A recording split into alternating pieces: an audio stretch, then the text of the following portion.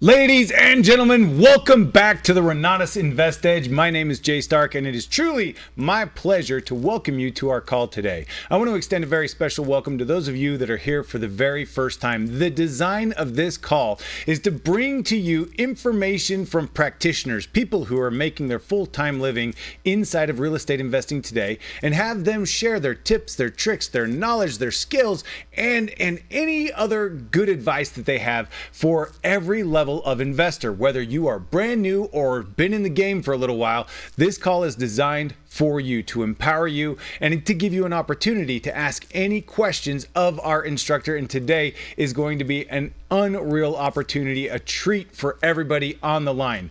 But before we introduce our guest, I want to introduce you to the host of this call. He is not just the founder and CEO of Renatus. He is a recognized team trainer, sales trainer, speaking professional across the world. He's impacted hundreds of thousands of lives on, I want to say, every continent. I guess that depends on five continents. Five continents, but in some countries, 5 continents is all the continents there are.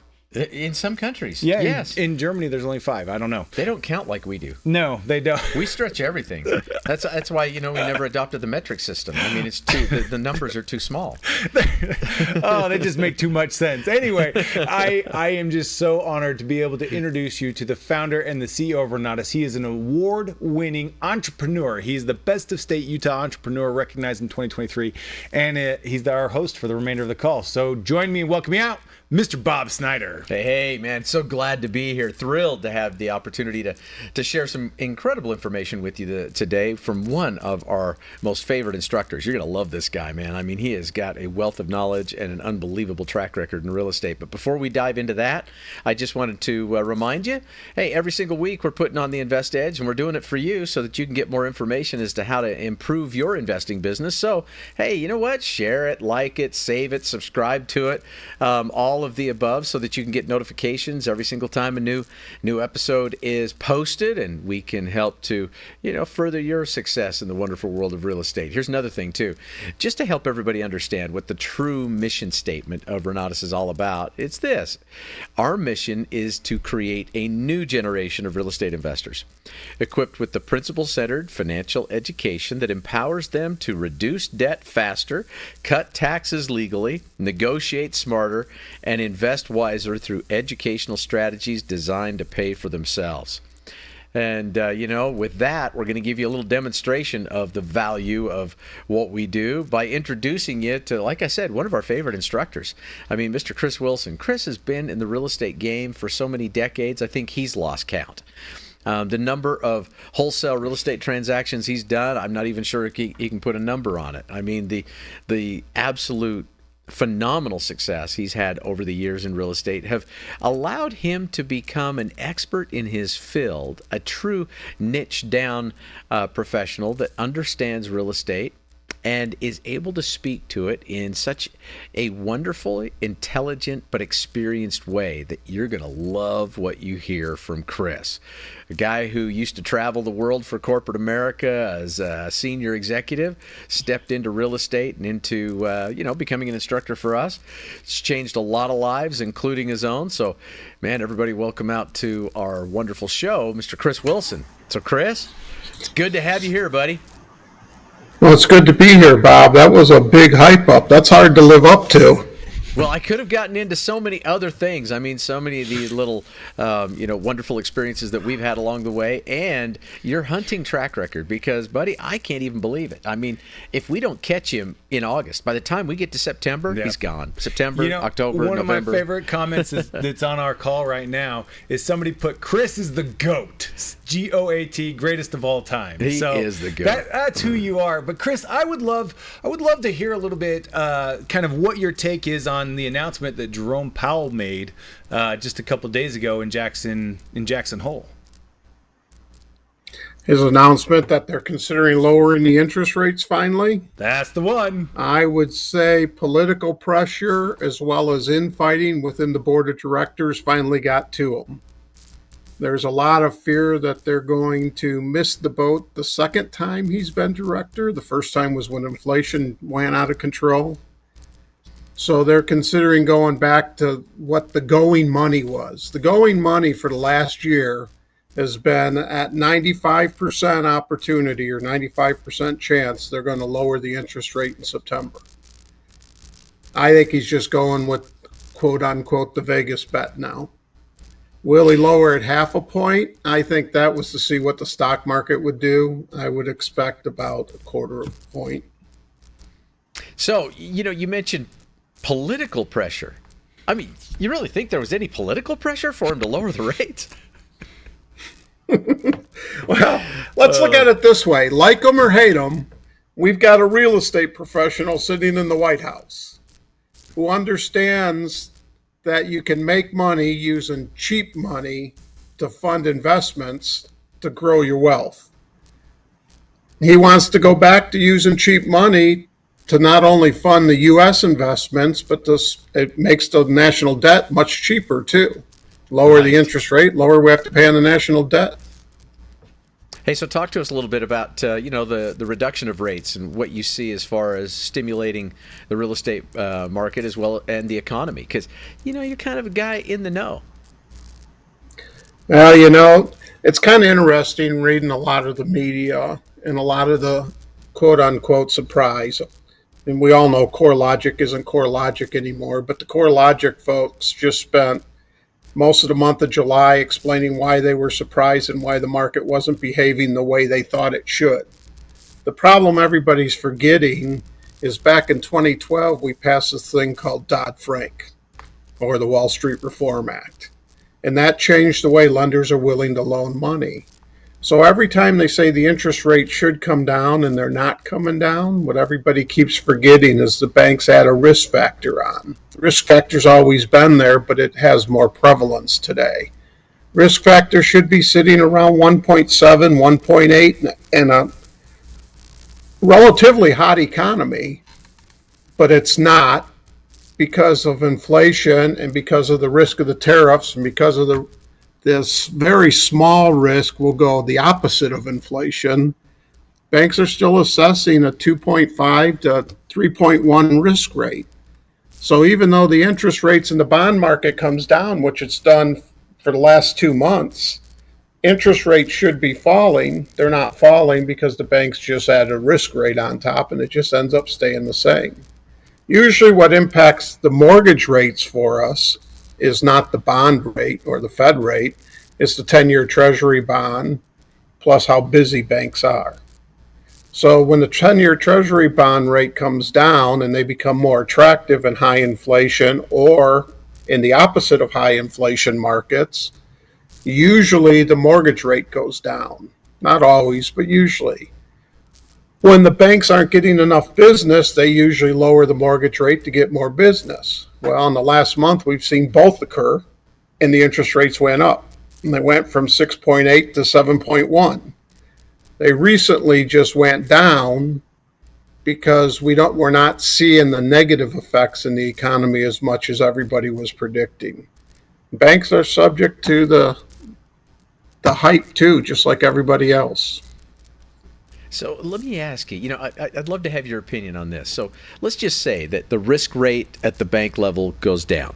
We start to see interest rates fall. That stimulates real estate purchases because there's an awful lot of folks that want to buy a house and they've just been waiting for, the right time with a low enough payment to do it.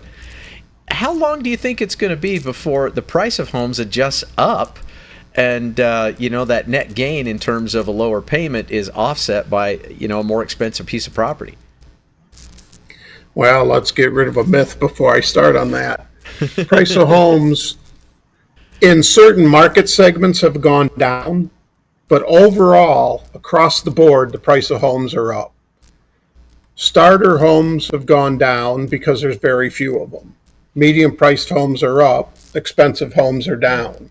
Overall, that lowers the median price. Of course, expensive homes impact the median price higher than everything else. But anyway, we're still seeing 2 to 3% growth in home prices over the board. If anything happens to spur the economy on, or to spur the housing market on, housing prices start climbing again. We go right back into a seller's market. The other thing everybody forgets when they're talking about this buyer's market is we lost 2/3 of the buyers that were out there when the market got tough. They've been sitting on the fence getting rail burn, waiting for something to happen or somebody to tell them something happened, and they haven't been buying. So the people that got on the fence last January because interest rates were climbing, housing is actually 8% more expensive today than it was in January, and the interest rate is the same. So they lost an opportunity. The good news is at 2 to 3% increase in housing, salaries are increasing about 5%. So for the first time, we have salaries running up a little faster than the housing cost. Again, those are median or average numbers, and your output or what you see may vary slightly, but that's the reality. So with that being the reality, give us your predictions. What are we going into?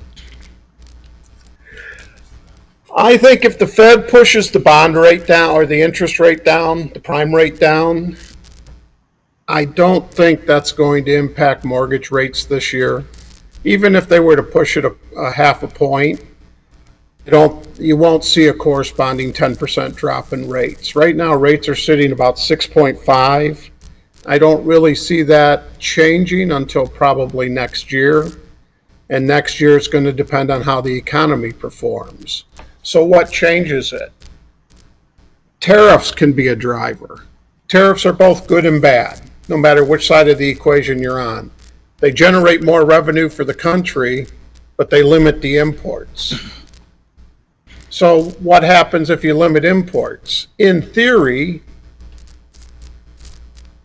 businesses in the states should start production, which causes a population recentering. Population recentering causes localized housing demand. Localized housing demand causes housing prices to go up.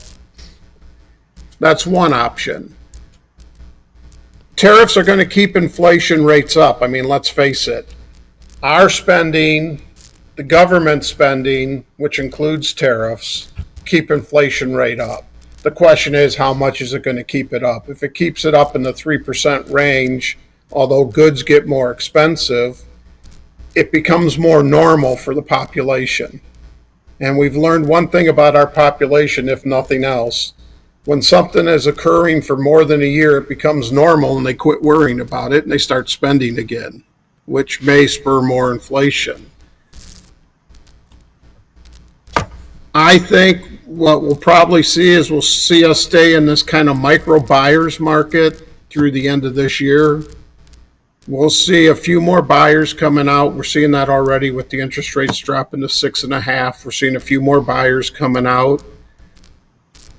But we're not going to see a big run on the real estate market as far as the traditional side of things until probably second, third quarter next year. Now, having said that, we're here about real estate investing, so let me slap everybody upside the head. When traditional buyers aren't buying, that's the time real estate investors should be out gunning, because that's when the opportunities abound. We make the majority of our purchases in a down real estate market. And although we're not in a down real estate market like 2008 through 2012, we're still in a slow real estate market where there are more houses disappearing off the market than being sold. That's a prime opportunity for real estate investors to pick up property. Right, and because we're looking for individuals who are in a financially challenged position. I mean, it's great if we can find a distressed property because it leads to deeper discounts, but more importantly, what we're looking for is a distressed seller. Knowing that that's the game we're playing, what's going on with the sellers out there? I mean, talk to us a little bit about, credit ratings, credit card delinquencies, foreclosures, things of that nature. Yeah, let's start with foreclosures. That's been the big thing lately. I've spent a lot of time on social media hitting at that. Big news is foreclosure in some places went up 300%. But you've got to take the basis for what 300% is. I'm going to pick on Phoenix for a minute because that's where I live. Our foreclosures in the last year have gone up 110%. We were at 2, so now we're at 4. Out of 1 million homes, we're at 4. It's not a significant number increase. Are there more homes going in and out of foreclosure trouble than there were for the last 5 years? Sure. But we're not worried about the homes going in and out. We're worried about the homes that are getting to stage 3 and might actually go to foreclosure. That number is still very small. Even if I include California, New York, and Illinois, which are the 3 leaders right now. Florida comes in number 4, by the way. If I include all of them in the number, we're still only sitting at 3.4% foreclosures nationwide, which is kind of a rounding error and everything. Now, how many people are getting into credit card debt and or overspending their income? That's a different question. That number is growing at an alarming rate. And the biggest problem with that alarming rate is we don't see any stop to it. Will that lead to a drop in housing? I don't think so, because the problem is, regardless of what CoreLogic and Wells Fargo and Zonda said this last week, people still have too much equity in their homes. They can sell their homes below market value and lose some of that equity, and they can get buyers if they want. Now, there's some sub-markets where there's a lot of new homes being built, and of course that may not apply, but those are sub-markets. Those aren't nationwide. You can't make a living in a sub-market of an overall city. It's just not possible. It's too limited. On the other hand, to Bob's point, instead of looking at rehabbing properties, what we ought to be looking for in this market, especially because credit is relatively easy to get, we ought to be looking at properties that we can turn into rental properties. Because even where the new homes are being built, we just did this on a house in Santan Valley. Even though new homes are being built right across the street, and they keep lowering their price and they keep buying down interest rates, making the old subdivision hard to sell, people are buying those new homes, but the new homes won't be ready for 6 to 9 months. They got to live somewhere. So you put in place a furnished rental and let them live there. You've got a ready-made customer base. And you're charging them extra because they're only living there for 6 months. And you can use that interest rate, or use that rental rate, you use that rental rate to justify the finance of the property in today's world, because credit is relatively easy to get. And if you do it right, you can possibly get a carryback from the seller, and you can do it with little money. So no matter how financially challenged you are, you can do it with little money. But in your program, the people listening here, you have the opportunity to make money in the program, and one sale in the program gives you plenty of money to do the deposit on that house, the down payment on that house, and take over and start getting monthly mailbox money. You all should be considering that seriously. Right. Well, and that's what we've always referred to as the Renatus Wealth Cycle. I mean, a great opportunity for us to, make your money helping us get the word out and market our education, then taking the money that you make from marketing and the education that you've acquired from our education, combining the two and really setting yourself up for a big long-term win. So I'm glad you gave us a little plug there. I appreciate that. And I love that you talked about the buy and hold market. A lot of people don't give the buy and hold market enough attention. So the fact that you're seeing the indicators right now saying, hey, this is really a good time to lean into that, that's pretty amazing. I love to hear that. I am curious kind of how does the big beautiful bill affect our landscape today? The big beautiful bill is kind of interesting. For those of you not familiar with it, it's HR 1.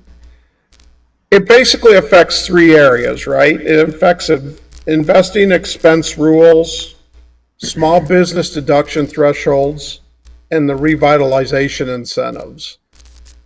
Out of all 3 of those, as investors, we get a little bit of help from the small business deduction thresholds being made permanent, and I'll come back to that. Most of the opportunity here is in the revitalization initiatives, and particularly instead of metro, it's in the rural markets where they're giving you a 30% extra incentive. We'll come back on that.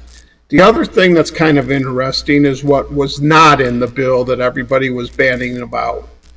So first off, there was a lot of talk about doing away with 1031 exchanges. That didn't happen. There was a lot of talk about pass-through entity tax being done away with so that it had to be taken in the N entity and couldn't be passed up. As landlords, generally we have an overriding entity and then we have separate entities that own the properties. So that creates a pass-through entity. So everything that's coming through that's not taken out in the initial loss for the entity that owns the rental gets passed through to the overriding entity, and we get to take more tax deduction, which increases our cash flow. They talked about doing away with that. They didn't. The SALT corporate deduction they talked about doing away with. As a business, they weren't going to let you take off the state and local tax deductions. They didn't do that. There was no change in the taxes for carried interest. There was no retaliatory tax on inbound investments.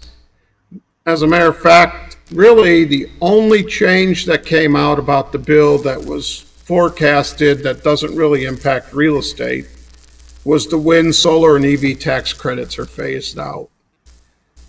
Some people somehow seem to have gotten some solar credits by putting solar on a house as an investor and having it be a leased property, but technically that wasn't supposed to happen. It was supposed to be a homeowner's property unless it was a production house. And a production house has to be producing something, not rents. There was also no increase in the top tax rate, and the mortgage interest deduction was permanently coded. I don't know if you were listening, but they talked about cutting the mortgage interest deduction in half and phasing it out for those that were over 500,000. None of that happened. So basically, the biggest benefit to the big, beautiful bill is it creates a unique opportunity for low-income multifamily housing and creates a unique opportunity for industrial development. That's what the big, beautiful bill does. So let me ask you, and this might be a little bit of a sideline because I'm just kind of curious.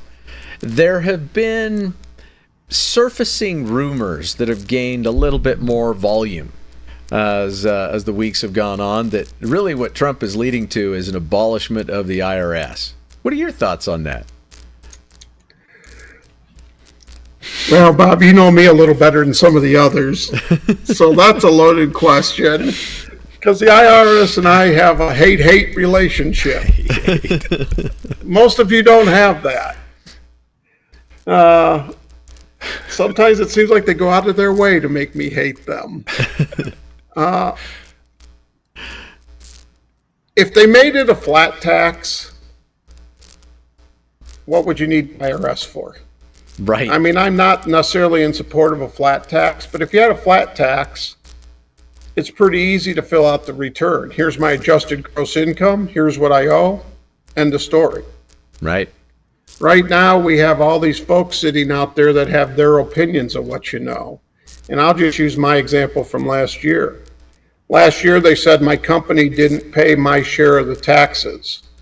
My employees obviously got paid their share of the taxes, but mine didn't. So they disallowed part of my deduction, said I owe them a bunch more money. When I questioned them on it, the 12-year-old that was doing the audit, and that's what he seemed like anyway, said they couldn't find it. Well, if you could find it for my employees, the 941s are all together, how can you not find one and find all the others? Truth is, you're one of the Biden hirees and you didn't even look because you didn't know how. But yet, I'm still dealing with it. Any government organization, I don't care if it's the IRS or the EPA, that has too much power tends to be a self-fulfilling prophecy. Right. That's my 2 cents on it. It does. Do I think they can totally eliminate the IRS? No. Can they rein them in? God, yes. Yeah. If they rein them in. I'm fine with paying my share, right? Right. I mean, right now. Starts at $1. the benefits that we receive as real estate investors in terms of tax benefits are absolutely huge. It ought to be the first thing that anybody looks at. They need a business. They need to be able to start taking all those wonderful business deductions. They need rental property and real estate so that they can maximize all their depreciation schedules and everything else. If they simplified the tax code, I'm just wondering, do you think that would have any kind of an impact on real estate? I think it would. I think part of what the big beautiful bill did by making permanent some of the 100% depreciation rules and the 100% deductions for repairs and other stuff done on properties all boost real estate. And if you're not understanding what Bob and I are talking about, what we're talking about is if you have rental properties, you get to do a lot of deductions on them. Those deductions fund any other business that you're doing because they carry through because the rental business never makes enough money to cover them all. And adding in the 100% depreciation in a single year just makes it even better. There's no way around that. Well, that is why, I thought I'd ask the question. I didn't mean to strike a chord there. That's all right. But it is a topic that, we always want to approach. Hey, I'm kind of curious, man. What kind of real estate are you investing in right now, Chris? What are you doing? Because you've always got deals going. Yeah, we're back to doing some land. We're back to doing some light commercial property. We still keep up our group of lease options, and it seems like instead of wholesaling a lot of fix and flip property lately, mostly what we seem to be wholesaling these days is property that is good tenant property. Instead of justifying the cost of repairs and everything else, although there might be a cost to repair, some of them are what we call BRRRR properties, right? Buy, rehab, rent, repeat, etc. Mm-hmm. To me, those are all buy and holds. I don't care if they're lease options or if they're long-term rentals, short-term rentals, doesn't matter to me. There's a few of them that what we're finding is there's more of those available out there. Takes a little more skill to justify how the rent rates are going to work because there's no easy tool to tell you what a rent rate is. If you want to sell your house, there's a great tool called the MLS to comp your house. The MLS absolutely sucks for what rental rates are. So you got to work a little bit harder figuring out rental rates. But there's quite a few of them that actually make a lot of financial sense. We're getting houses that if you want to play the ROI game, if we combine pools of 3 or 4 of them, you're getting ROIs in the 8 range. So that's a good deal. In any market, that's a good deal. That is. It absolutely is. Let's talk about rate of return. I know on this show I've gotten into a little bit about the wonderful world of real estate leverage and being able to negotiate better terms and come to the table with less money and everything else. How do you believe real estate stacks up against other investments, and why does it seem like your main focus is in real estate? 2 things I like about real estate. The market's controlled locally. Wherever I'm standing at is the control for the market, and everything I need to know about being successful in that market is occurring right here. Number 2, it's all negotiable. I'm not calling Wall Street and saying, this is what I want to buy it at whatever rate you think is good. I'm buying it at whatever rate I think it's good. And number 3, other than some specifically down markets, lending is generally readily available and easy to get. And it's somewhat negotiable. The biggest problem with negotiating lending today isn't the lender, it's the damn appraiser. The appraiser marking units as declining value or putting their opinion that it might decline because they read a report somewhere is causing more problems in the terms of the loan. Interesting.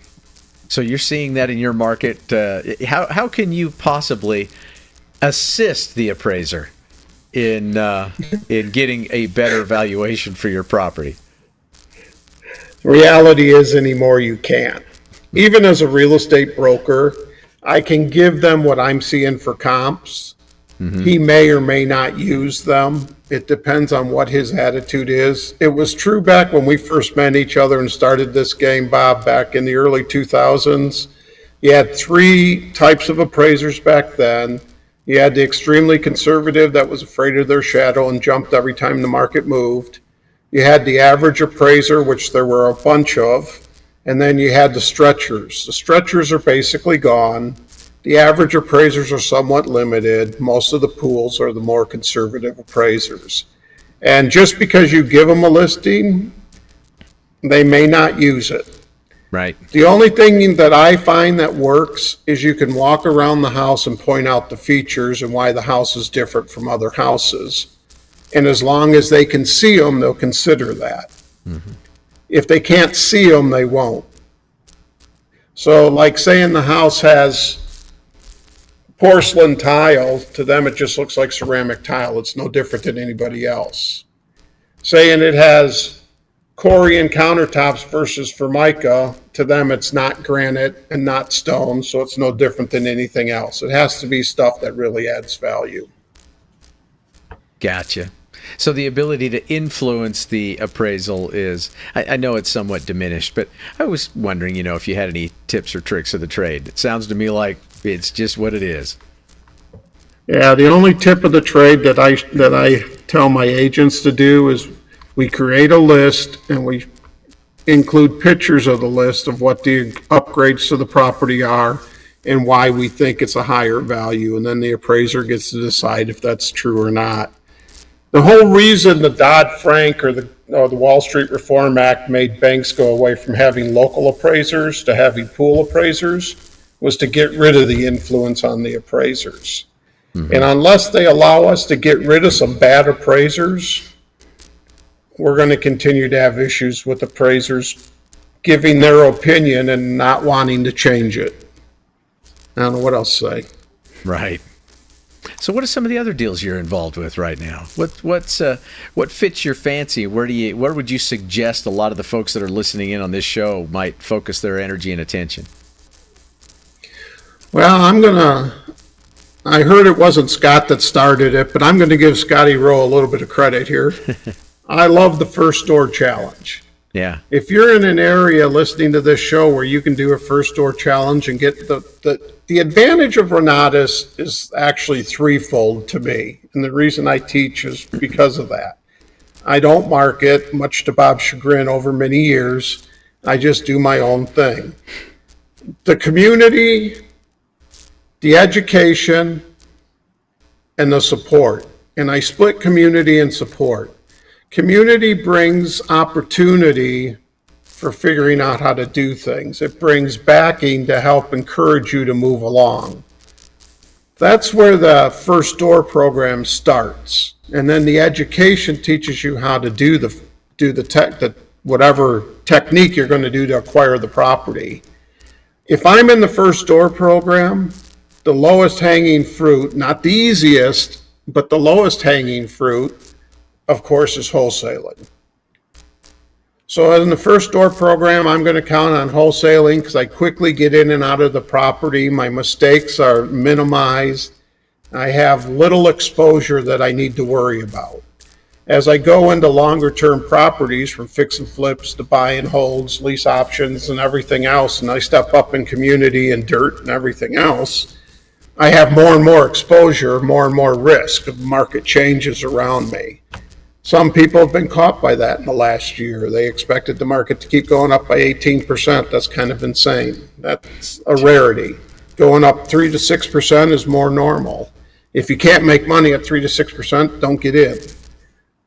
If you're not in the first door challenge and you're looking to create generational wealth in real estate, I would be considering lease options today.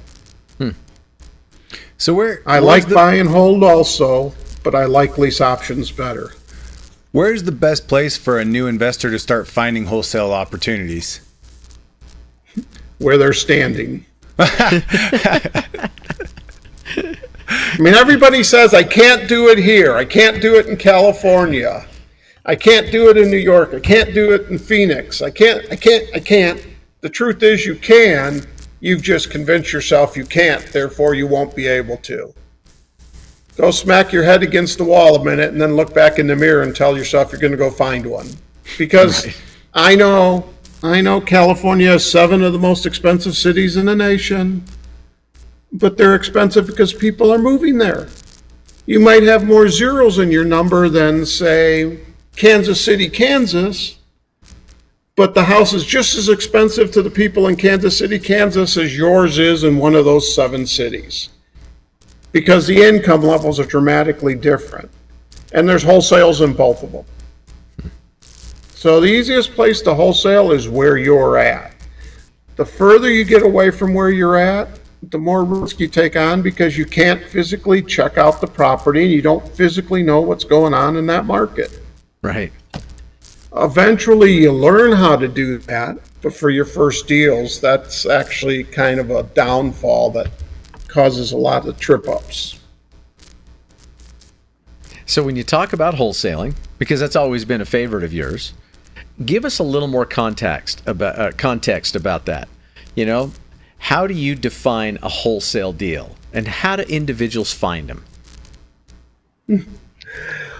First off, definition of a wholesale deal to me, which is what I also teach in the courses, is it's a deal where I can make money, my buyer can make money, and that can be sold very quickly on my end. My ideal wholesale deal is gone in less than 2 weeks at most. Usually we're talking about days. Where do you find them? First off, wholesale deals are out in the real world. I can't say that enough. People think if I use my computer, I can find them. Maybe. After you get an idea of what you're looking for, you have a better opportunity on the computer. Wholesale deals are really out in the real world. And after that, it depends on what you're looking for. You're looking for 3 things. You're looking for a property that won't sell. Doesn't matter why it won't sell, that's what you're going to negotiate out. You're looking for a property that won't sell. So if it comes off the real estate market, there's a reason it didn't sell. Your negotiation is going to wrap around that reason. Seller, somebody that desperately wants to get rid of their property. And you're looking for a property where the numbers make sense. And the math isn't that hard. Don't concentrate on the 70% or the 60% and add in other costs to take off. Do the math. How much is the property's market value? How much do you want? How much do they need? How much do they need to do for repairs? Back all that down and figure out the price you got to buy it at. And then try to get it cheaper than that. That's negotiations. Wholesale is a deal in negotiations. In other words, it's the hunting strategy. Yes, it is. Talk to us about lease options, because you were talking about that as well, and a place that you're spending a lot of your time. Help everybody understand what a lease option is and why that also has become one of your favorite opportunities. A lease option is probably the most misunderstood strategy out there, and probably the one strategy that's other than wholesaling, which has a lot of illegal assets to it, and a lot of people getting in trouble. Lease option is probably the one strategy that is done wrong more than any other strategy in the markets. A lease option on its surface is selling a property over time, but keeping the person buying the property as a tenant until they exercise their right to purchase. So they're never buying the property until they give you that letter that says we are going to buy it on whatever time frame you set up. Most lease options, although it's becoming popular again today to say we're buying the lease option for today's price, that's wrong. Most lease options are for what we think the price is going to be in a year or two when they buy it. Most lease options have 2 components to it. They have an option fee, just like any other option fee on any other thing that's optionable in the world, which is most commodities. The option fee is for the right to the contract to purchase. And then they have a rent. The rent is what they pay every month. Now, there's some rules you have to abide by, making sure you don't cross the border between a long-term purchase contract, but not abiding or avoiding those gotchas. Basically, the person is a tenant and treated as a tenant until they exercise that right to purchase based on how the option is signed. You have a lease and you have an option. The option refers to the lease being in good standing, but the lease is standalone, just like any other lease. It does not refer to the option at all, because the option doesn't exist until they exercise their right. In return, they give you an amount of money. The old rule of thumb used to be 3% for the option, 1% for the rent, based on the purchase price. Problem with rules of thumb is they're good for when I give them, they're not good any other time. Reality, most options are 10% for the option fee, and then whatever the going rent is in the area. And the nice thing about an option, the reason I like options, is the option fee is not income until the property sells. Right.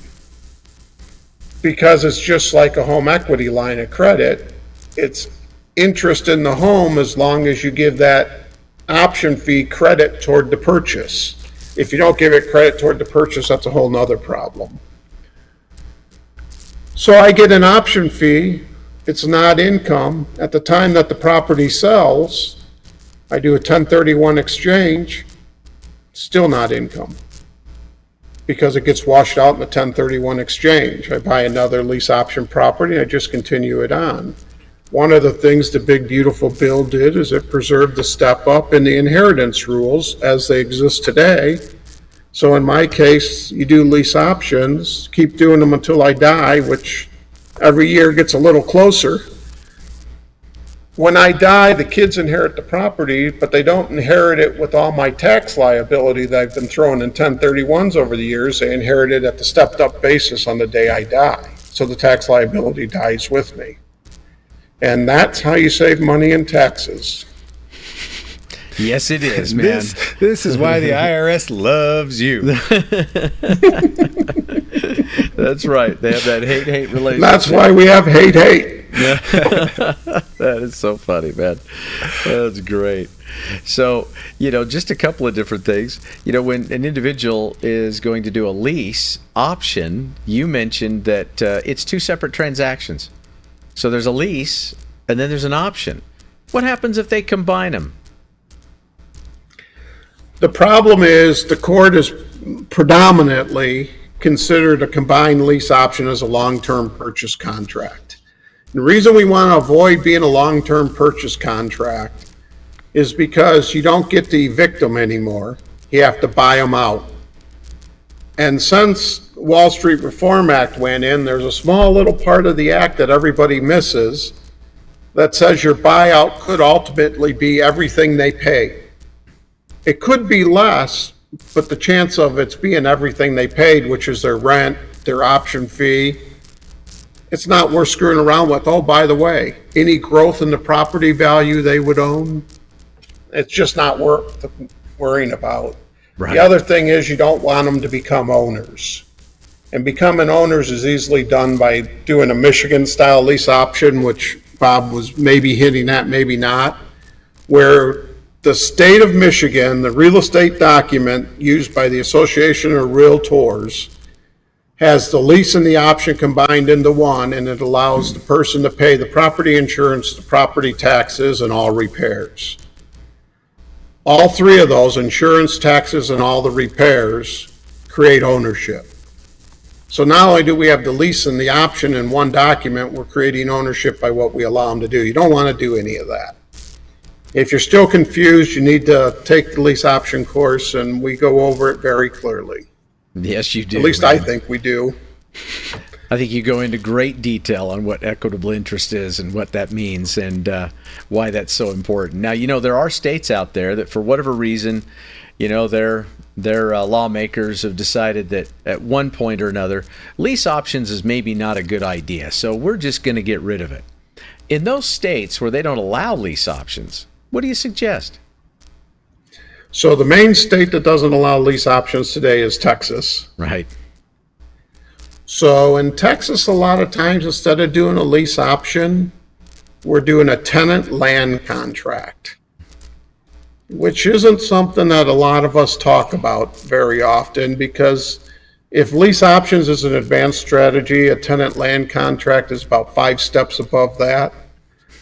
But a tenant land contract was basically pioneered, believe it or not, for hunting leases in the great state of Texas. And what it does is it creates a tenant relationship on the property until they exercise their first right of refusal to buy the property, whether they buy it or they turn down the first right of refusal. We charge an upfront fee for that. And then we charge an equitable market rate for the rent. In the case of a single family house, for example, we're charging whatever the going rent rate is.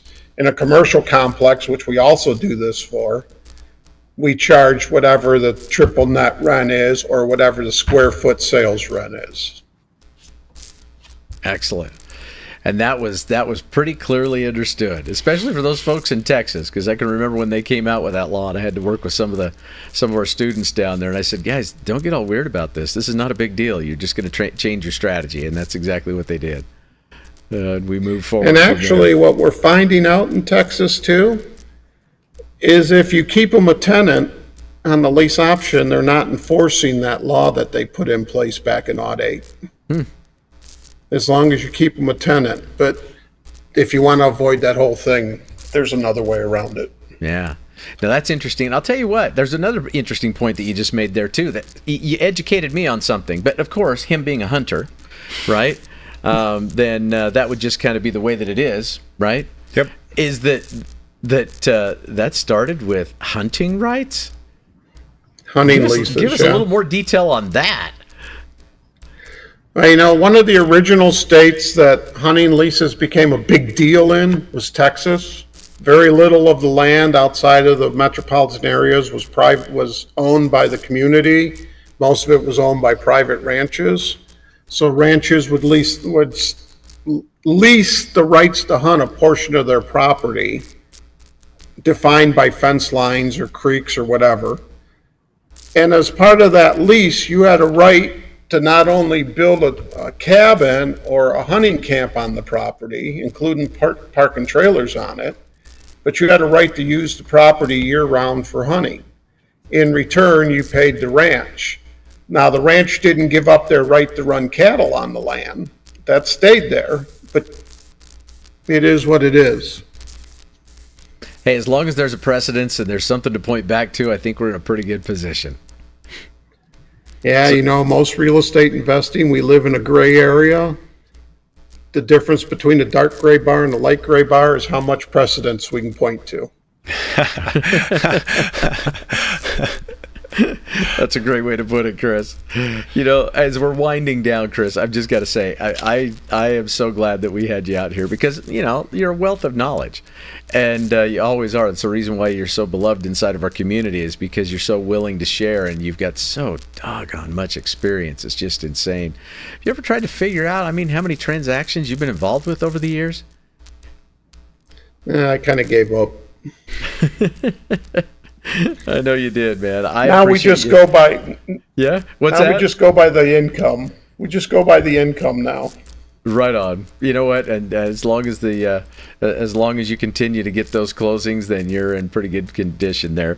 Chris, thank you for being our featured guest here. I know that I got a lot out of this. Everybody else got a lot out of this, and we'll just continue to build on it. But I'm so thrilled that we could have you out so that, other folks outside of our community could get to know you a little bit better. Now, if you're outside of this community, I believe in this community. I believe in what Bob's built. When he first came to me and said we were videotaping everything and putting it out there so they could watch it whenever they wanted, I told him he finally got it right. Let's continue forward. It's a great program. It teaches you how to run your business. It teaches you the real estate investment strategies, teaches you how to find money, teaches you what to do with the property. And it's got a whole community of leaders and like-minded individuals that support your effort and can keep you moving forward. Because if you're listening to this for the first time, I guarantee you go talk to mom and dad, brothers and sisters, and they're going to tell you you're nuts going into this. Nobody makes money there. Mine did. Why would yours be any different?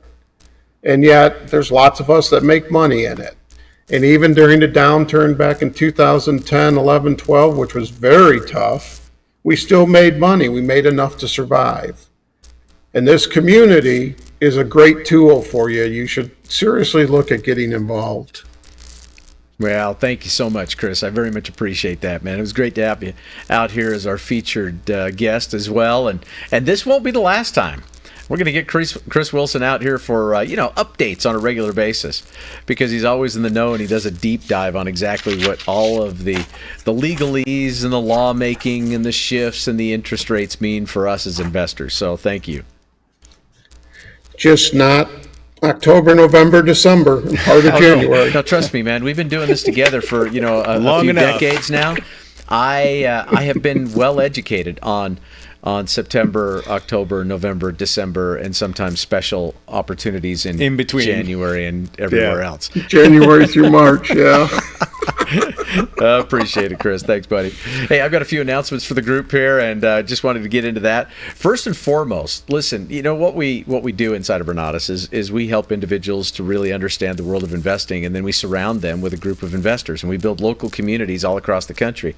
If you're looking to learn a little bit more about us and what we do and how we do it, I've put together, it's about an hour and 24-minute webinar to really do a deep dive on every aspect of our business, the economy, what's going on, how we're really leaning into certain opportunities, staying away from others, and getting you acquainted so that you can better understand whether or not, this might be a good opportunity for you. The slide that we're putting up on your screen right now gives you the indication there. We've got a link, renatus.me/intro. It'll take you right to that video so that you can get all the details and the information that you need. If the link is too cumbersome, you can take a picture with it with your camera on your phone. That QR code right there will highlight the link that takes you to the presentation. So either way, they are two paths, but all roads lead to that introductory webinar that will give you guys a good understanding as to who we are and what we do.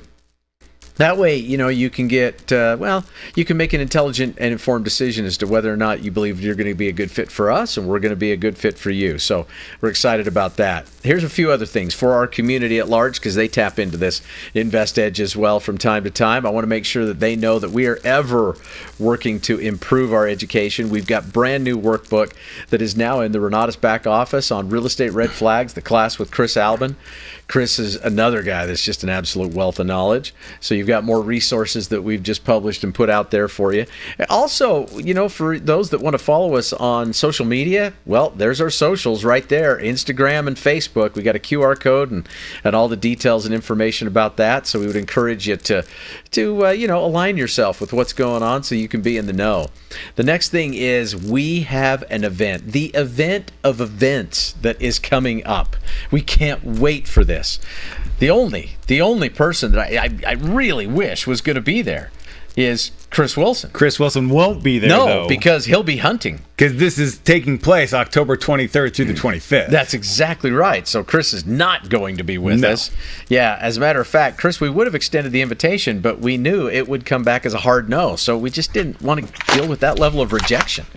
But the E3 Summit is going to be the absolute best event of the entire year. This is 3 days. 3 days of powerful, hands-on education from practitioner instructors that are going to really teach you their tricks of the trade and what's going on. And I'm going to highlight just a few of them. I can't highlight all 30 plus on this call, but just to give you an idea. I mean, Mr. Bob Tierney's going to be there, and he's an individual who has done some incredible things with us over the years. He's not only a seasoned leader in marketing our education, but he is also a seasoned real estate investor. He's going to talk about some of the cool things that he's got going on as well. Umair and Yas Hawk, well, they're not only a part of our marketing team, but Umair is now our most recent instructor because he's teaching individuals how to get into the wonderful world of mobile home parks. Yes, I was going mobile homes. I had to put the park on it. But the mobile home parks that he's invested in have turned out to be a fantastic strategy. His return on investment is huge. His cash-on-cash returns are so impressive.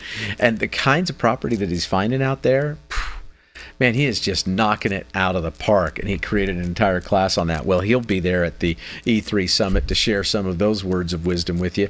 30-plus instructors, individuals who are experts in their craft, are going to share with you their trade secrets to help you better understand how you can cut the learning curve and move from wherever you are to a higher rate of probability and profitability.